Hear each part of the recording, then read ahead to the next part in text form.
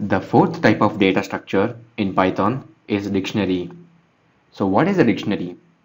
A dictionary is similar to one of the standard data structures in computer science. It is called an associative array. In mathematics, this is called as mapping.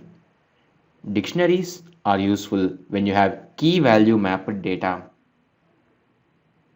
That means an input for an output. Let's see how to create a dictionary. Dictionaries, like sets, are also denoted by curly brackets. Like I said, it is used to store key value pairs. Let's say you want to store the data of a student in a college. You store it like this. Take a variable s1, write curly brackets, and in between you can write your data with keys and values. For example, name, key and value are separated by colon. Let's say Hemant. Now this is an item or entry in a dictionary. To separate these items, use commas. Roll number. Let's say 12. Let me actually take it as integer. And percentages as a tuple.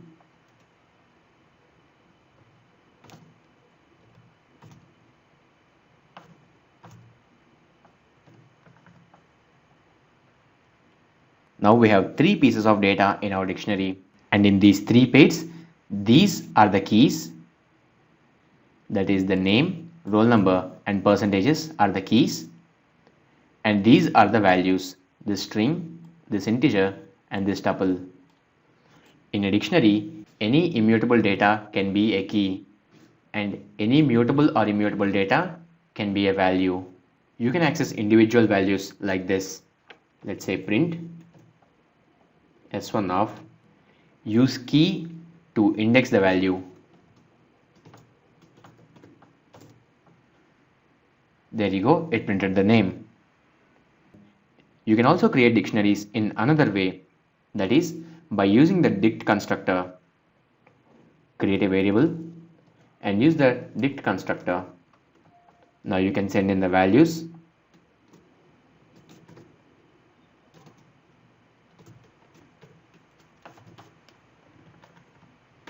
Let's give a roll number.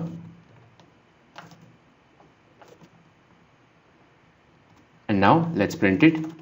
Notice that I am not giving strings for keys. That is because Python will automatically take them as strings. Now let's print s2, and the dictionary has been created. And if you want to add another entry into the dictionary, you can do it like this. You can just type the dictionary, and with the help of brackets you can enter the key value, and then you can assign it any value you want. So I am assigning a tuple.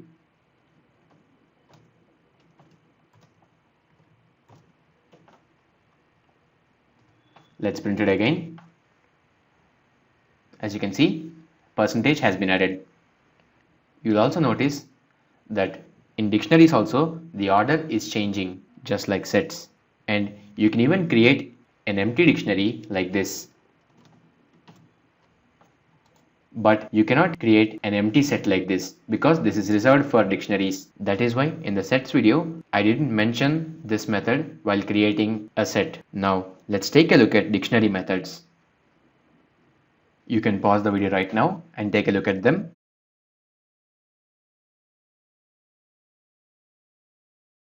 Okay, so that was dictionaries, and again try to experiment them and practice all of these functions. And remember, the only way you can learn any programming language is through practicing it. That is the end of data structures in Python. In the next videos, you will be learning about conditional statements in Python.